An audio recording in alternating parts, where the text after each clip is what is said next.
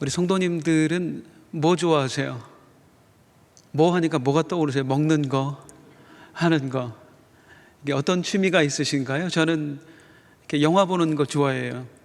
휴일 되면 가끔 저희 아내와 함께 극장에 가서 영화 보곤 합니다. 요즘 코로나라 좀 어렵더라고요.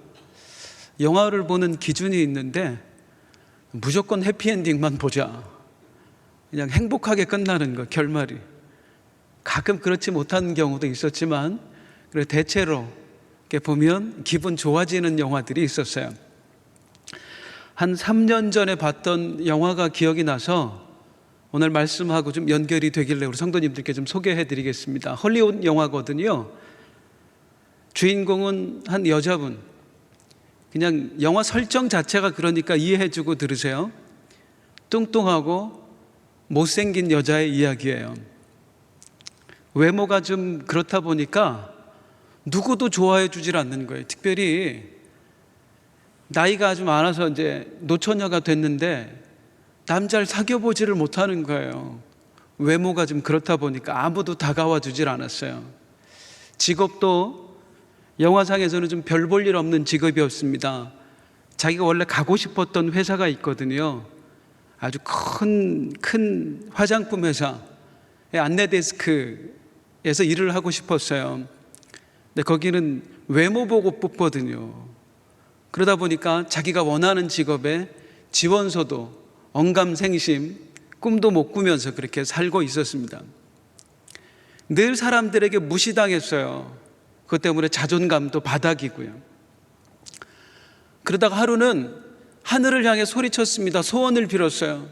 신이시여, 저를 좀 제발 예쁘게 좀 만들어주세요. 넋두리처럼 얘기했거든요. 며칠 있다가 피트니스 센터에 가서 살을 빼기 위해서 열심히 자전거를 타고 있었어요.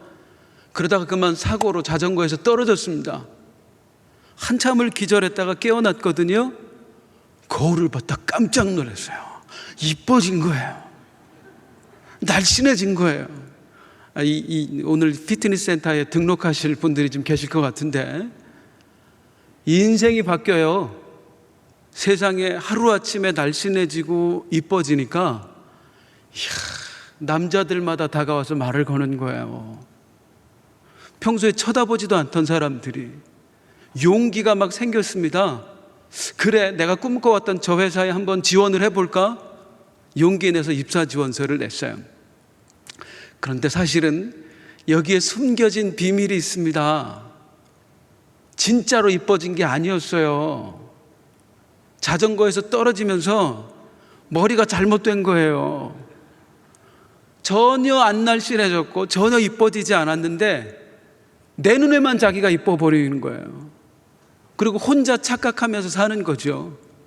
사실은 그 남자들이 다가온 게 대시하려고 온 게 아니었어요. 그냥 뭐 물어보려고, 길 물어보려고 이렇게 다가왔는데 이 여자가 혼자 착각한 거야. 내가 예쁘니까 막 다가오네. 막 이렇게 된 거죠. 입사 지원서도 자기 혼자 착각해서 그냥 낸 거예요. 그런데 생각만 달라졌을 뿐인데 삶이 달라진 거 있죠. 여전히 뚱뚱해요. 여전히 못생겼습니다. 그런데 자신감 뿜뿜이잖아요, 요즘 말로. 그러니까 그 다가왔던 남자들이 이 자신감 넘치는 모습에 반하는 거예요. 그 회사에 사실은 못생긴 사람들 지원 안 했거든요. 처음에 면접 보자고 했더니 깜짝 놀랐어요. 이렇게 생긴 사람이 왜 우리 회사에 지원했을까? 너무 자신감 넘치고 활발한 모습에 그 사장이 반해버리는 거예요. 이런 사람이라면 우리 회사가 좀 더 밝아지겠구나. 착각 속에 사는데요, 생각이 달라지니까 삶이 달라지더라. 그런 얘기였어요. 어떤 영화인지 궁금하신 분은 끝나고 저한테 찾아오시기 바랍니다. 영화 초반에 집중해서 보여지고 있는 게 뭐냐면 이 여자 주인공의 낮은 자존감이에요. 그냥 어릴 때부터 늘 남보다 못한 외모로 인해서 사람들이 무시했어요. 그리고 사람 취급을 안 한 거예요. 다가오지 않았고요. 다가가면 늘 밀어냈어요. 그러다 보니까 상처받지 않으려고 스스로 자기도 벽을 치는 거예요. 그리고 방어적으로 사람을 대하는 거예요. 나는 왜 이렇게 못생겼을까? 분명히 저 사람도 나 싫어할 거야. 이런 말을 해? 그냥 하는 말인데 이거 나를 깔보고 하는 말이 틀림없어요. 매사에 불만이고 불평이 넘쳐나는 거예요. 부정적이고요. 또 예쁘고 매력 있는 사람들 보면 괜히 적대시하는 거예요. 싫은 거예요.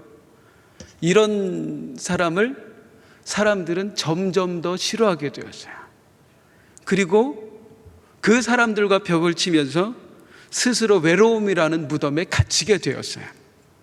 상처 때문에. 사람마다 상처가 있습니다. 우리 주변에 상처 없는 사람은 아마 없을 것 같아요. 조금 전에 얘기했던 그 영화 여자 주인공처럼 외모의 컴플렉스로 인한 상처, 어떤 분은 어린 시절에 사랑받지 못한 것에 대한 상처, 또 가난에 대한 상처, 학대에 의한 상처, 또 남보다 좀 배움이 짧은 것에 대한, 능력이 부족한 것에 대한 상처, 그리고 이렇게 우리처럼 성인이 되면 내가 왜 이렇게 내 인생에서 뭔가 이루지를 못했을까, 남과 비교하면서 어쩐 성공하지 못했다고 하는 것에 자괴감, 그런 상처들, 그야말로 요즘 세상 사람들은요, 아니 인류는요, 상처투성이의 사람들로 가득합니다. 상처는 도둑이잖아요. 우리의 행복을 도둑질해 가잖아요. 상처 속에 살아가는 사람은 결코 온전한 행복을 누릴 수가 없습니다. 문제는 우리들도, 우리 예수 믿는 사람들도 별반 다르지 않다는 거예요. 사랑하는 성도님들, 우리가 누구입니까? 우리는 하나님의 자녀입니다. 우리는 하늘나라의 상속자들이에요. 그런 우리가 얼마나 행복한 사람들이냔 말이에요.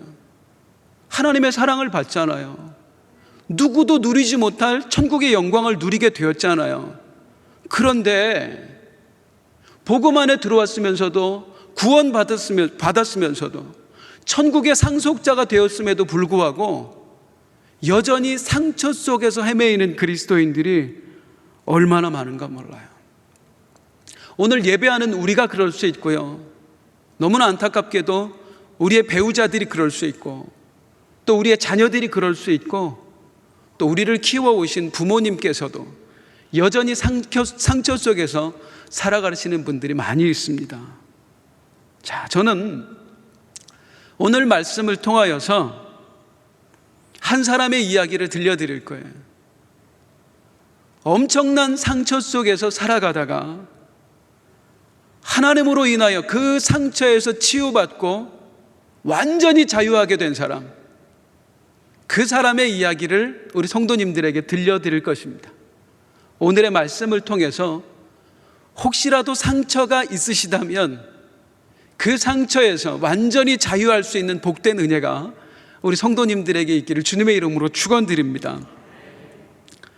상처 속에서 짓눌려 살아가던 사람, 그 사람의 이름은 바로 레아입니다. 레아가 누구예요? 야곱의 외삼촌 라반의 딸이에요.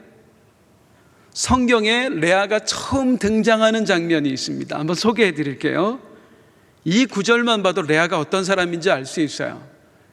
창세기 29장 16절 17절, 라반에게 두 딸이 있으니 언니의 이름은 레아요, 아우의 이름은 라헬이라. 17절, 레아는 어땠다고요?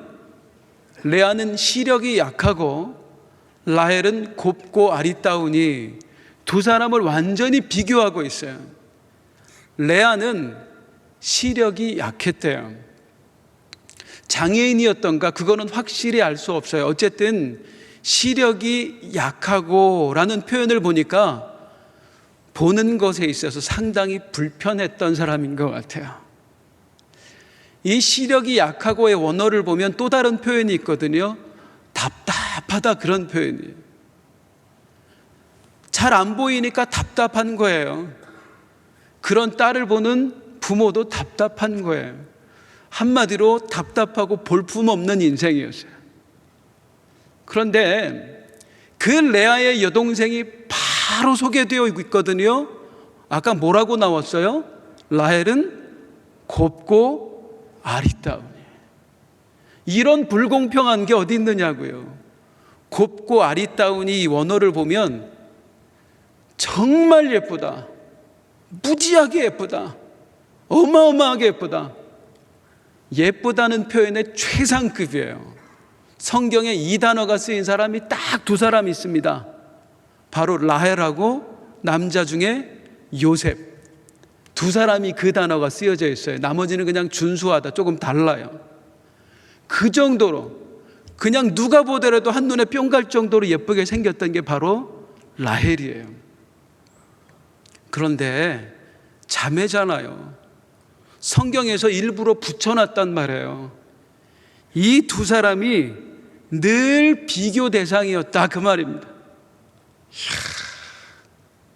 눈이 잘 안 보이는 딸, 답답한 딸이 태어났으니 이 양치기 집안에서 얼마나 걱정이 되었겠습니까? 근심거리였겠어요. 그런데 그런 집안에 딸이 또 하나 태어났는데 세상에 눈에 넣어도 아프지 않을 만큼 예쁜 딸이 태어난 거예요. 한 사람은 심히 볼품없는 사람, 또 한 사람은 누가 보더라도 사랑스러울 만큼 예뻤던 사람. 이 외모에 대한 거 참 쉽지 않습니다. 그런데 외모가 좀 못났다고 해서 다 불행한 건 아닌 것 같아요. 미국의 그 16대 대통령 링컨 대통령 아시죠? 링컨 대통령이 참 훌륭한 분입니다만은 미국 정치 역사에 보면 못생긴 걸로도 굉장히 유명합니다. 그래서 그 정적들이 이 링컨 대통령의 외모를 늘 비하하고 공격을 했어요. 어느 날 한 초등학생이 링컨 대통령한테 아저씨 너무 못생겼다고, 수염을 좀 길러보는 게 어떻겠느냐고. 그래서 링컨 대통령이 수염을 기르게 되었어요. 하루는 이제 의회에 나갔거든요. 발언을 하고 있던 야당 의원이 갑자기 이제 대통령을 공격한 거예요. 뭐라고 하냐면 링컨 대통령은 두 얼굴을 가진 이중인격자입니다. 믿을 수가 없습니다. 두 얼굴을 가졌습니다. 그리고 나서 링컨 대통령이 나가서 뭐라고 얘기했냐면 참 기가 막히네요. 내가 얼굴이 두 개면 이 중요한 자리에 이 얼굴 가지고 나왔겠습니까? 당당하잖아요. 외모가 못났다고 해서 늘 사람들이 움츠려 들어 사는 건 아닌 것 같아요. 며칠 전에 우리 목사님 한 분한테 들어서 제가 찾아봤는데 개그우먼, 제가 기사를 봤어요. 홍현이라는 개그우먼 아세요? 별로 이쁘게 안 생겼어요. 역할을 맡아도 늘 좀 못생긴 여자, 뭐 그런 역할을 맡는 개그우먼이에요. 그런데 인터넷에 누가 글을 올린 거예요. 홍현이의 과거를 폭로한 거예요. 뭐라고 했냐면 홍현이가 학창시절에 다른 친구들을 괴롭혔다. 그 내용 중에 하나가 뭐였냐면 다른 친구의 외모를 막 비하하면서 그 친구를 괴롭혔다. 이게 한 방에 정리가 되었습니다. 홍현이가 뭐라고 거기다가 글을 달았냐면 이 얼굴로 누구를 비하해요. 내가 이 얼굴을 가지고. 그걸 한 방에 정리가 됐어요. 당당해요. 그런데 불행하게도 레아는 그럴 수가 없는 사람이었어요. 그 당시에 레아는 링컨 대통령처럼 지위가 있는 사람도 아니었어요. 홍현이처럼 인기 있는 사람도 아니었어요. 그 당시 사회에서는요, 남자는 힘이 있어야 되고 권력이 있어야 되고 여자는 외모가 모든 걸 결정하는 시대였단 말이에요. 그런 시대에 볼품없는 외모를 가지고 태어났다는 것은 너무나 사회적으로 볼 때 불행한 거예요. 그래서 성경이 이 두 여인을 비교하고 있는 거예요. 자, 제가 좀 이 성경을 각색을 해서 이야기를 드리겠습니다. 그런 얘기 없는데 그러시면 안 돼요. 레아가 이렇게 생기다 보니까 그 아버지가 보통 사람이 아니거든요. 늘 구박을 하는 거예요. 걱정이 한가득이잖아요. 저놈의 가시네, 저거 시집이나 갈 수 있을까? 늘 짐덩어리로 나한테 있는 거 아닐까?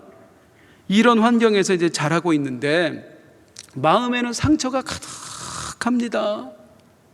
그런데 어느 날 집에 남자 하나가 들어왔어요. 사촌이라는 거예요.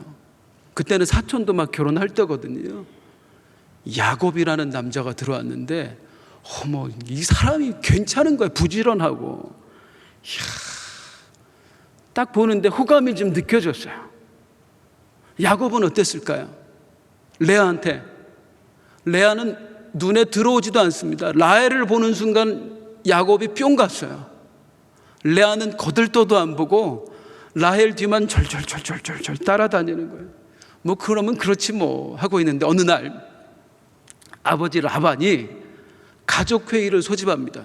중대 발표가 있다는 거예요. 뭐예요? 그러니까 야곱한테 라헬을 시집 보내기로 했다. 어머 그러면 그렇지 뭐 이제 포기하는 거죠. 7년 동안 야곱이 무보수로 일하기로 했고 그러면 라헬을 야곱에게 시집 보내기로 했다. 그러니까 7년 동안 사고 치지 마라. 그대로 야곱 도망가지 못하게 놔둬라. 자, 그렇게 7년이 지났습니다. 드디어 결혼식 날이 됐어요. 누가 결혼하는 날이에요? 라헬이 결혼하는 날이에요. 레아는 이제 부럽기만 한 거죠. 동생이 결혼하는데 나는 언제 저렇게 시집 가나 하고 있는데 갑자기 아버지가 불러. 야, 레아 이리 좀 와봐. 이리 좀 와봐. 예, 아버지. 너 이렇게 답답하니? 생긴 것도 꼬질꼬질하고. 나 미치겠다 너 때문에. 오늘 읍내에 가서 사우나 좀 하고 와. 그리고 샵에 들려서 머리도 좀 하고 오고. 아버지, 동생이 결혼하는데 왜 제가 가? 당장 갔다 와, 당장. 잔소리하지 말고. 그래서 갔어요. 머리도 하고 이쁘게 하고 왔는데 전혀 이쁘진 않았어요. 전체 결혼식. 이 당시 사람들은 밤에 결혼식을 했거든요. 세상에 무슨 새신랑한테 그렇게 술을 먹입니까? 인사불성이 되도록 야곱이 이제 취해버린 거예요. 어머 큰일 났네. 저러다가 어떡하지? 이거 오늘 밤 뭐 첫날 밤이라 제대로 치룰 수 있을까? 괜히 레아가 걱정이 되는데 아버지가 불러요. 레아야, 왜 자꾸 오늘은 나를 부르나? 그랬더니 충격적인 말을 합니다. 오늘 밤 신방에 네가 들어가라. 아버지, 아니 라헬이 결혼하기로 했는데 제가 어떻게 들어가요? 당장 들어가. 지금 아니면 기회가 없어 이년아. 무슨 말인지 알잖아요. 그래서 들어갔어요. 술 취한 야곱이 들어왔는데 여기서 더 나가면 큰일 나겠죠. 옷고름이 막 그렇게 됐어요. 아침이 됐는데 상상을 해보십시오. 그날 아침에 무슨 일이 벌어졌을까요? 닭 울음소리가 아니라 남자의 비명소리가 들렸습니다. 으아! 이 여자 뭐야? 이 답답이 뭐야? 야곱이 열을 내고 막 부술 것 같더니 찾아가서 아버지를 보고 따지는데 이게 어찌 된 일입니까? 라반이 얘기하는데 우리 집안에서는 언니 놔두고 동생이 먼저 시집 가는 일은 없다. 미리 얘기하죠. 네가 물어봤냐? 그럼 어떻게 합니까? 그러면 7년 동안 더 일해라. 그럼 라헬을 줄게. 아니 지금까지 7년 동안 무보수로 일했는데 7년을 더 일하라네요. 그런데 얼마나 사랑했던지 야곱이 오케이 하는 거야. 그리고 7년 동안 무보수로 일하기로 약속하고 일주일 후에 라헬과 또 한 번 결혼식을 갖게 됩니다. 생각해 보세요. 레아가 얼마나 구박덩이에 찬밥 신세로 살아야 했을지. 남편에게도 동생에게도 정말 보기 싫은 사람, 곁에도 두기 싫은 사람이었어요. 근데 신기한 건 이런 레아가 오늘 말씀해 보면 순풍순풍 애는 잘 나요. 아니 사랑받지 못하는 여자가 무슨 애를 그렇게 많이 낳았을까? 나를 사랑해 주지 않는 남편과 잠자리는 어떻게 했을까? 성경에 그 이야기도 나와요. 레아가 어떻게 살았는지. 자, 한번 보겠습니다. 창세기 30장 14절 15절에 보면 제가 읽어드릴게요. 밀 거둘 때 르우벤은 레아가 낳은 아들이에요. 르우벤이 나가서 들에서 합 한 채를 얻어 그의 어머니 레아에게 드렸더니 라헬이 레아에게 이르되 언니의 아들의 합 한 채를 청구하노라. 레아가 그에게 이르되 네가 내 남편을 빼앗은 것이 작은 일이냐? 그런데 내가 내 아들의 합 한 채도 빼앗고자 하느냐? 라헬이 이르되 그러면 언니의 아들의 합 한 채 대신에 오늘 밤에 내 남편이 언니와 동침하리라 하니라. 사실 이 다 아시는 얘기니까 대충 내용 아시죠? 여기서만 알 수 있는 게 뭐냐면 르우벤이 이 합 한 채 임신 촉진제, 남자한테 사랑받게 하기 위해서 아들이 그거 왜 엄마 갖다 줬겠어요? 봤거든요. 엄마가 얼마나 불행하게 구박덩이로 살아가고 있는지를 봤거든요. 아버지 사랑 못 받으면서. 그래서 이거라도 갖다 주면 엄마가 아버지하고 조금이라도 같이 있을 수 있을까 싶어서 아들이 보기에도 엄마가 불쌍하게 살고 있었던 거예요. 그런데 동생 라헬이 어떻게 했다고요? 그것조차 뺏어가잖아요. 뺏어가면서 한 말이 아까 뭐였어요? 이거 나한테 주면 오늘 야곱하고 같이 있을게 해줄게. 같이 있게 해줄게. 동생이 허락하지 않으면 남편하고 하룻밤도 같이 못 있는 인생. 그런 엄마가 너무너무 불쌍해서 아들이 뭔가라도 해주고 싶었던 인생. 이게 바로 레아의 삶이었습니다. 그 심정을 한번 생각해 보세요. 얼마나 비참했겠어요. 얼마나 하루하루가 지옥 같았겠어요. 아버지도 버렸잖아요. 사실은 팔아먹은 거 아니에요. 남편도 버렸어요. 동생은 늘 무시해요. 그런 엄마를 아들들은 불쌍하게 생각을 해요. 아들들이 엄마를 보면 존경하고 그러는 게 아니라 불쌍한 거야. 그냥 동정하고. 딸로서도 필요 없는 사람, 아내로서도 필요 없는 사람, 한마디로 버려진 여인, 그게 바로 레아였습니다. 그 마음의 상처가 얼마나 가득했겠어요. 다시 말씀드립니다마는 우리 모두가 이런 상처들을 안고 살아갑니다. 외모에 대한 상처, 무시당한 것에 대한 상처, 가난에 대한 상처, 학대에 의한 상처, 또 사랑받지 못한 것에 대한 상처, 남보다 더 많이 배우지 못한 것에 대한 상처, 더 많이 이루지 못한 것에 대한 상처. 때로는 이 상처들 속에서 우리가 하나님을 믿지만 하나님이 원망스럽기도 한 거예요. 제가 그랬어요. 아니, 조금만 더 나에게 능력을 주셨으면, 조금만 더 나를 예쁘게 해주셨으면, 우리 하나님 조금만 더 나를 좋은 환경에서 자라게 해주셨으면, 조금만 더 받고 살게 해주셨으면, 조금만 더 나를 능력 있게 해주셨으면, 남들 돈도 잘 버는데 조금만 더 성공하게 해주셨으면 얼마나 좋았겠어요. 때로는 그 상처가 하나님을 원망하게도 만드는 거예요. 하나님을 믿는 우리로 하여금. 레아야말로 정말 하나님이 원망스러웠습니다. 철저하게 버려진 인생 아니에요. 그런데 이 버려진 인생 가운데 하나님의 역사가 일어나는 거예요. 할렐루야. 그리고 하나님의 역사와 더불어서 그 마음의 모든 상처가 치유되고 완전한 회복, 그 회복의 역사를 레아가 이제부터 경험하게 됩니다. 이제 하나님의 일하심을 볼게요. 하나님은 어떻게 일하시기 시작하는가? 창세기 29장 31절 같이 한번 보겠습니다. 시작. 여호와께서 레아가 사랑받지 못함을 보시고 그의 태를 여셨으나 라헬은 자녀가 없었더라. 여호와께서 레아가 사랑받지 못함을 보시고, 사랑하는 성도님들, 하나님께서 보셨대요. 레아가 사랑받지 못하는 걸 보셨대요.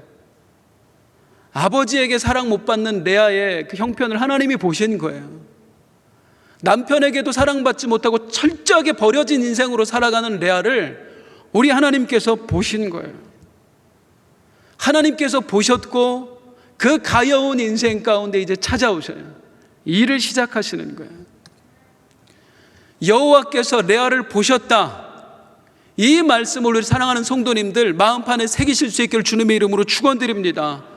여호와께서 레아가 사랑받지 못함을 보셨다. 확장하여서 여호와께서 유호승이 사랑받지 못함을 보셨다. 여호와께서 내가 버려짐을 보셨다. 여호와께서 내가 외로워함을 보셨다. 여호와께서 내가 힘겨워함을 보셨다. 하나님이 나를 보고 계세요. 하나님이 우리를 보고 계시는 줄로 믿습니다. 한참 된 이야기이긴 한데요, 저희 처제가 있어요. 처제가 셋인데 그 중에 이제 중간에 있는 처제가 몸이 좀 불편해요. 어려서부터 좀 장애가 있었어요. 그래서 열심히 공부해서 대학 졸업하고 이제 취업을 하는 중에 졸업 전에 이제 취업을 하게 된 거예요. 좋은 직장을 만나서 취업을 먼저 했습니다. 그러고서 하는 중에 자격증을 취득을 해야 하려고 보다 보니까 대학 졸업장이 필요하잖아요. 학점이 조금 모자랐던 거예요. 그래서 따로 학점을 좀 신청을 하고 그 학점을 취득하기 위해서 해놨습니다. 그런데 이제 학비가 필요하지요.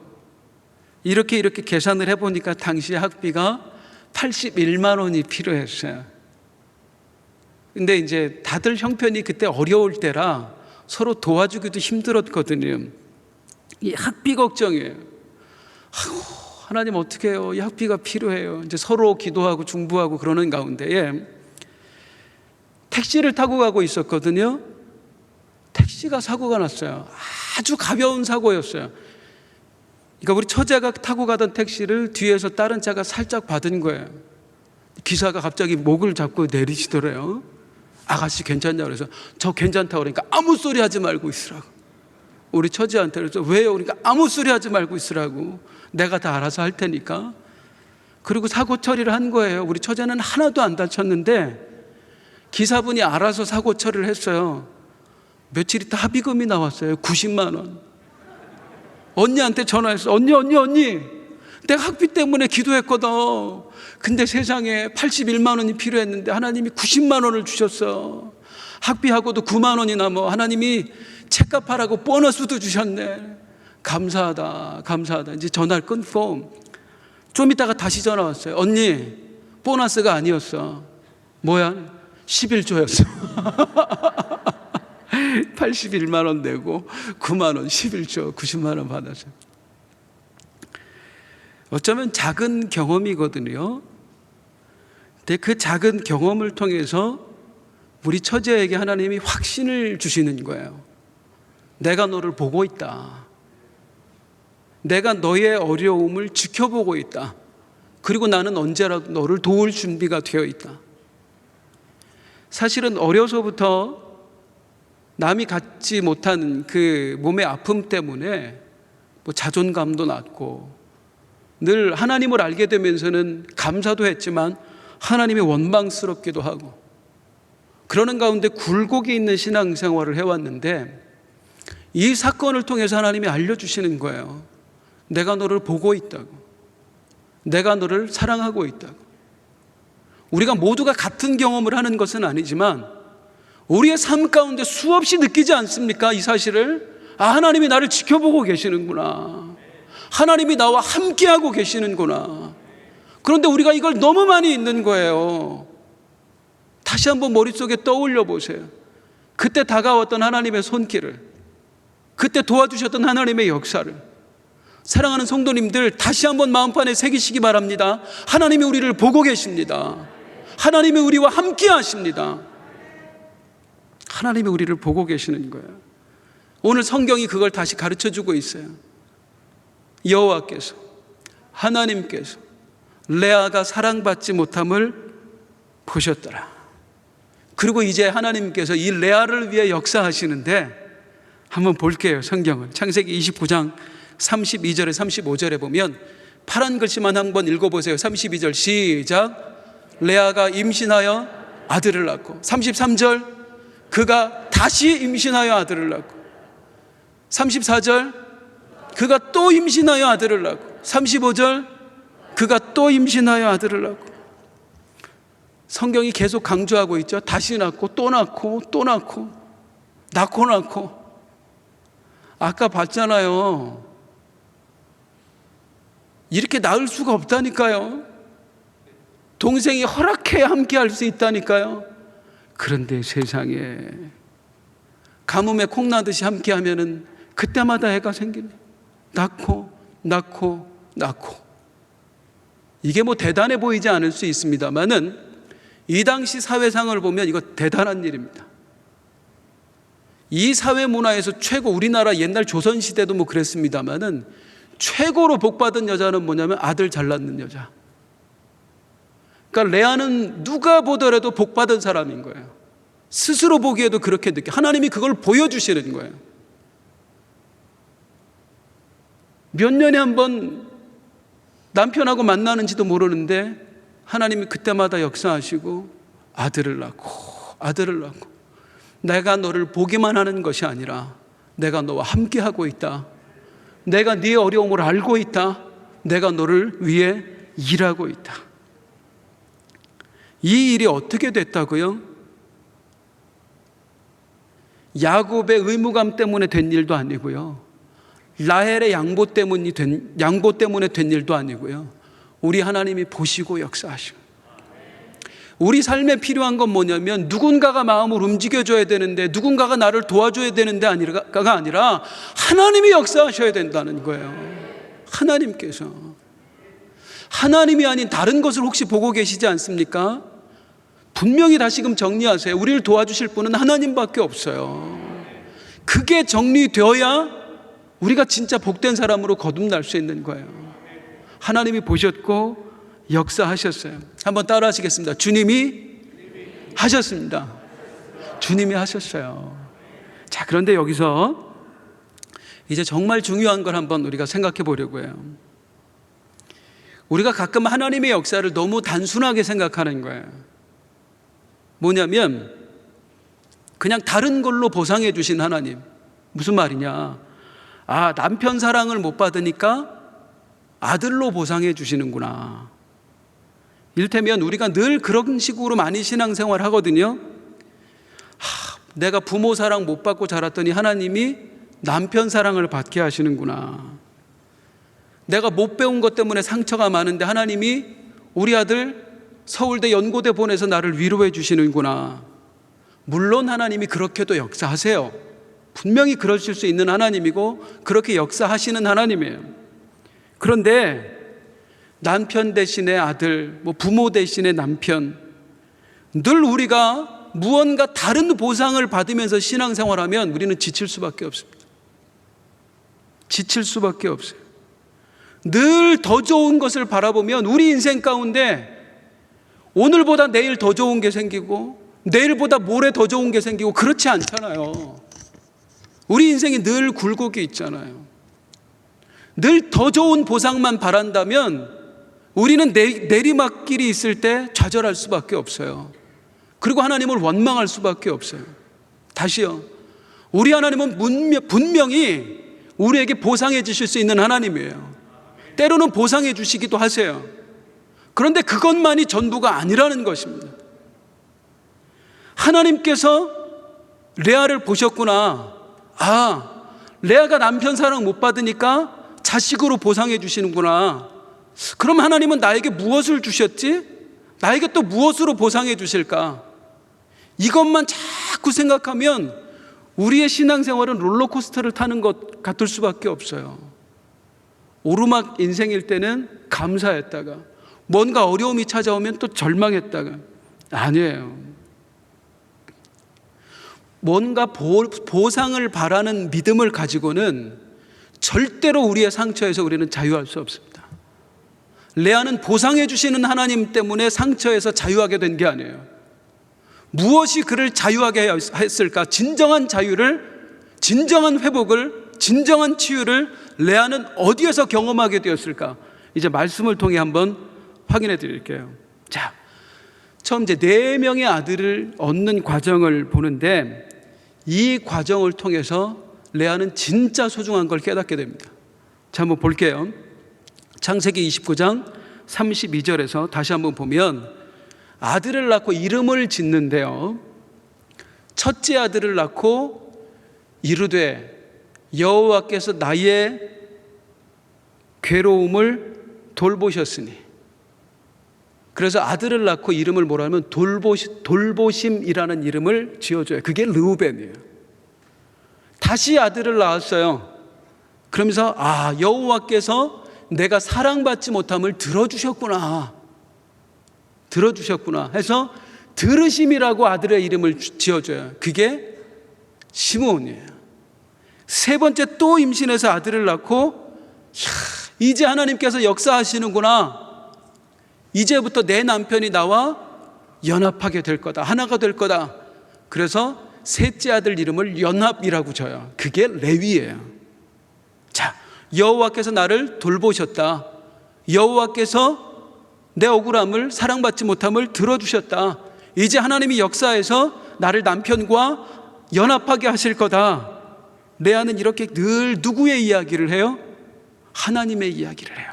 우리처럼요. 하나님이 내 기도를 들어주셨어, 하나님이 역사해 주셨어, 세상에 이번에 내가 등록금이 없는데 그 사고를 통해서 하나님이 나에게 등록금을 주셨어, 얼마나 감사한지 몰라. 우리가 늘 여기까지는 해요. 그런데 내가 왜 회복이 일어나지 않을까? 다시 한번 보겠습니다. 이 구절을 보면 레아가 분명히 하나님을 말해요. 그런데 그 레아의 고백을 보면 그 모든 초점이 어디에 맞춰져 있느냐? 그 다음 방송실 다시 한번 볼게요. 초점이 어디에 맞춰져 있느냐면 32절. 그냥 하셨구나. 파란 글씨 한번 보세요. 첫째 아들을 낳고 뭐라고 얘기해요? 하나님이 나를 돌보셨으니까 이제는 내 남편이 나를 사랑해 줄 거야. 이제는 내 남편이 나를 사랑해 줄 거야. 두 번째, 둘째 아들을 낳고 하나님이 내 기도를 들어주셨으니까 어떻게 해요? 내가 사랑받지 못함을 들어주셨으니까 이제는 내 남편이 나를 사랑하게 될 거야. 내 남편이 나를 사랑하게 될 거야. 셋째 아들, 하나님이 역사하시는구나, 이제 드디어 내가 내 남편과 연합하게 될 거야. 모든 일을 누가 하셨다? 하나님이 하셨다라고는 말하고 있어요. 첫째 아들도 하나님이 주셨고, 둘째 아들도 하나님이 주셨고, 셋째 아들도 하나님이 주셨다, 하나님이 역사하셨다는 말하고 있는데, 그 모든 초점, 내 인생의 목적, 내가 바라보는 것, 누구만 바라보고 있어요? 남편만 바라보고 있는 거예요. 남편만. 하나님이 나를 돌봐주셨으니까 이제는 내 남편이 나를 봐줄 거야. 하나님이 내 기도를 들어주셨으니까 이제는 내 남편이 나를 사랑해 줄 거야. 하나님이 나와 함께 하시고 역사하시니까 이제는 내가 내 남편과 연합하게 될 거야. 모든 기도의 목적, 모든 초점이 남편.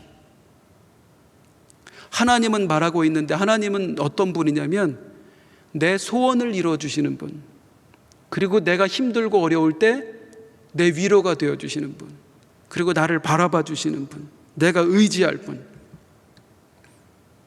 물론 이것도 믿음입니다. 하나님이 나와 함께 하시는구나, 하나님이 나를 도와주시는구나, 하나님만 의지해야 되는구나, 이건 믿음입니다. 그런데 얼마나 많은 그리스도인들이 이 정도의 믿음에 머물고 있는지 몰라요. 믿음은 믿음인데, 이 믿음은 소위 성경을 보면 어린아이의 믿음이다, 이렇게 할 수 있어요. 초보적인 믿음이에요. 성숙되지 못한 믿음. 우리가 믿음이 있다 하면서도 왜 상처에서 자유하지 못하는가? 우리가 복음을 영접했잖아요.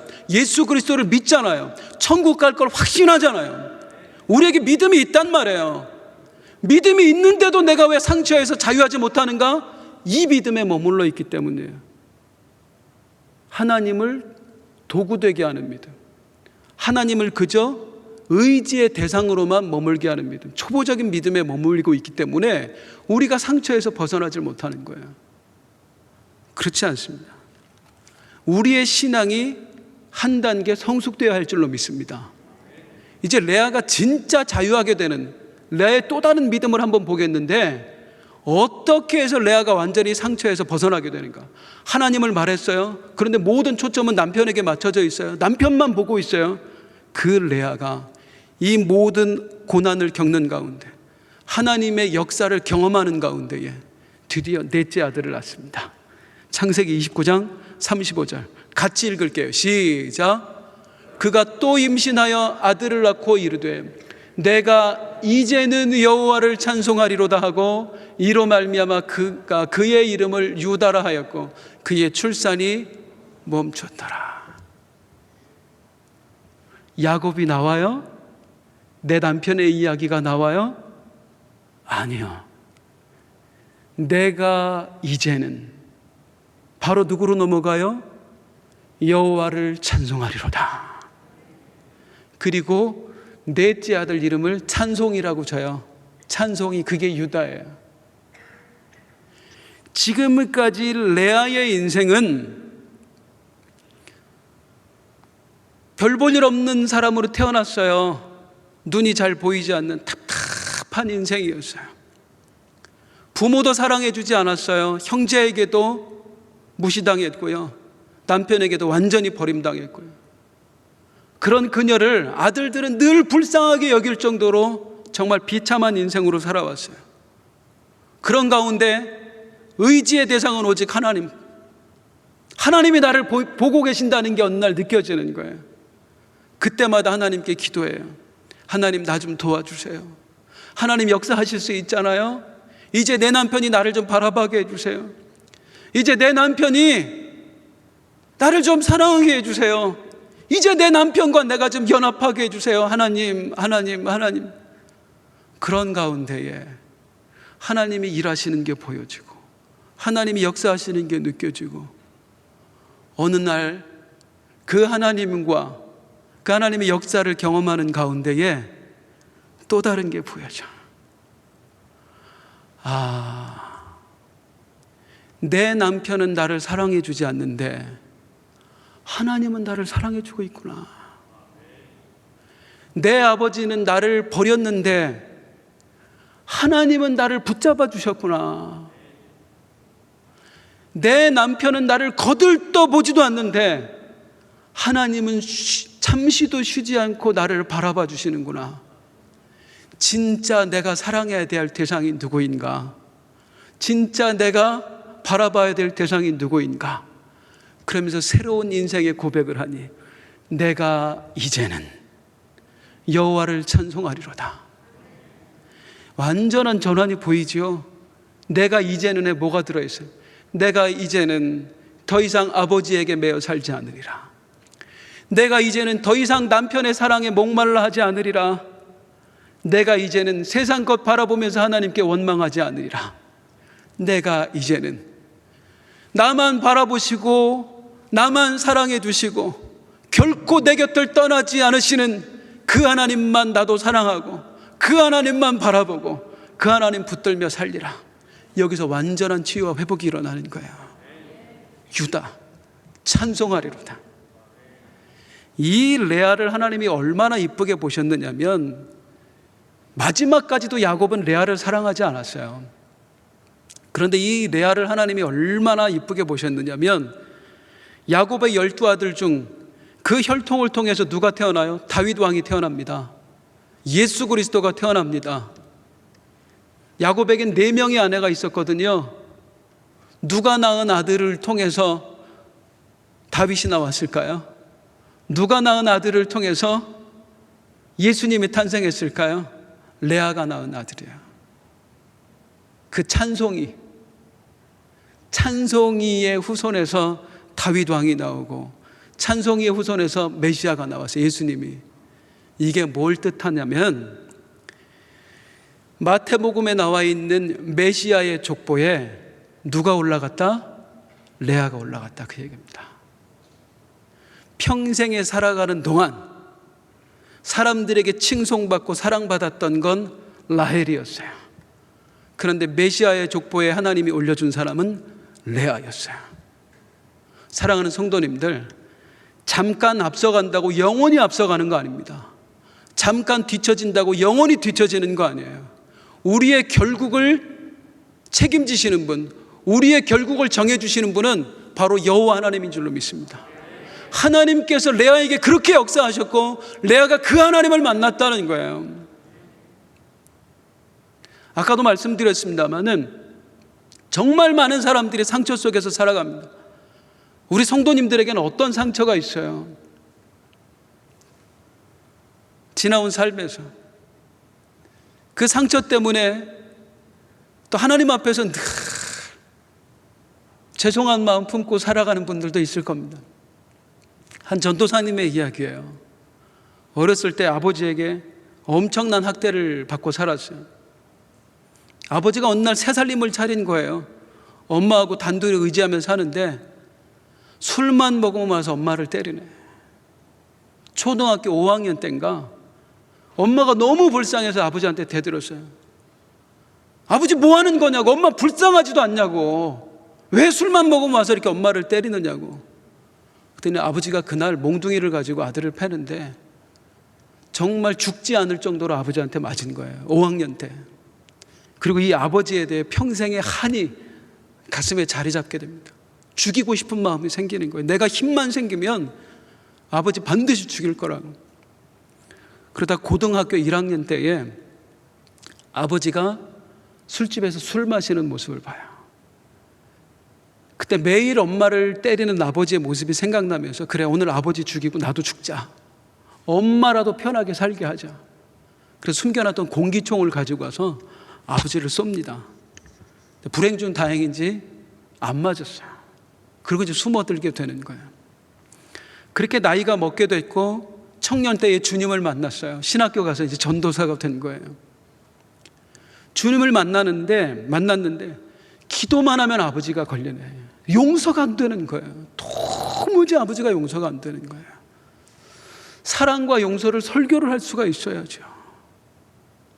그런데 이맘때에 그 아버지가, 시골에 사는 아버지가 늙고 병들어 가지고요, 그 작은 마누라한테 쫓겨와서 엄마한테 얹혀 사는 거예요. 더 꼴보기 싫은 거예요. 시골에 와서 이제 엄마가 불쌍해서 오면 아버지만 보면 그냥 아버지 보면 전도사인데도 욕하고 가고 모진 소리 하고 가고, 그리고 또 가서 기도하다 보면 괴롭고, 어느 날 도저히 안 되겠다. 새벽에 기도하는 중에 하나님, 도저히 못 살겠습니다. 이 미움을 가지고 못 살겠습니다. 그런데 나 용서를 할 수가 없습니다. 제발 우리 아버지를 용서할 수 있는 힘을 주든지 아니면 다른 일을 하시든지 제발 좀 하나님 어떻게 좀 해봐달라고 막 몸부림쳐 기도하는데 그 새벽에 환상을 보게 돼요. 예수님께서 머리에 가시면류관 쓰고 못 박힌 손, 못 박힌 발, 옆구리에 창자국 난 그 피 철철 흘리는 그 모습 그대로 이 전도사를 찾아온 거예요. 덜덜덜 떨면서 예수님을 바라보는데 그 주님 그때 하시는 말씀이, 내가 이렇게 너를 사랑했는데, 죽기까지 너를 사랑했는데 아버지 사랑 못 받은 게 그렇게 한이 되더냐. 내가 너를 용서하고 싶어서 이렇게 죽었는데 그런데 그 아버지 용서 못 하겠냐. 그 주님의 모습 가운데 무너져 내려요. 아버지가 너무 미웠거든요. 그런데 그 아버지의 학대보다 비교가 안 될 하나님의 큰 사랑을 체험하게 된 거예요. 비교도 안 되는 하나님의 큰 사랑. 그 주님의 환상 가운데 내가 얼마나 죄인임을 알게 됐고, 아버지와 비교도 안 되는 내 죄를 발견하게 되고, 이런 나를 용서해 주셨는데 내가 용서하지 못할 게 뭐냐. 그 길로 이제 시골에 기차 타고 아버지를 찾아갑니다. 그리고 아버지를 끌어안고 아버지 앞에서 절을 하면서, 미안해요 아버지, 내가 아버지를 미워했어요. 나를 용서해 주세요. 그리고 사실은 고등학교 1학년 때 총 쐈던 거 접니다. 그 고백은 안 했으면 좋았을 뻔했는데 그것까지 하면서, 그리고 화해를 하게 되는, 그리고 모든 상처에서 비로소 자유하게 되는 경험을 하게 되는 거예요. 더 큰 사랑을 만나게 되면 작은 상처에 연연하지 않습니다. 더 큰 용서를 경험하게 되면 작은 용서를 우리가 드디어 할 수 있는 용기가 생기는 거예요. 레아, 아버지에게 사랑 못 받았어요. 남편에게 사랑 못 받았어요. 동생에게는 늘 무시당했어요. 그런데 그 아버지하고 비교도 될 수 없는 큰 사랑을 하나님이 주시는 거예요. 남편이 줄 수 없는 어마어마한 사랑을 우리 하나님이 주시는 거예요. 동생은 늘 나를 무시했는데 우리 하나님, 그 만군의 여호와가 나를 인정해 주시는 거예요.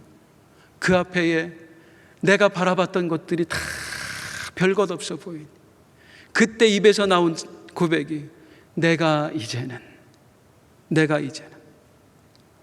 사랑하는 성도님들, 이 고백이 이 레아라는 여인뿐만 아니라 우리 성도님들 입술에서도 나왔으면 좋겠네요. 어떤 상처에 짓눌려 살아가고 계십니까? 혹시 하나님을 원망하며 살지는 않으셨습니까? 세상 것 바라보면은요, 더 큰 보상을 바라면은요, 그 1차원적 믿음에 머물면은요, 우리는 영원히 행복할 수 없어요. 진짜를 바라보시기 바랍니다. 하나님을 붙잡을 때에 드디어 내가 자유할 수 있어요. 하나님의 큰 사랑을 체험할 때에 드디어 참 행복을 느낄 수 있어요. 우리 주님만 바라봐요. 성도님들, 우리 주님만 바라봐요. 우리 함께 찬송하고 싶네요. 오직 예수뿐이네. 이 오직 예수뿐이네, 이 고백이 우리 심령 깊은 곳에서 영혼의 고백으로 올려질 수 있기를 주님의 이름으로 축원합니다.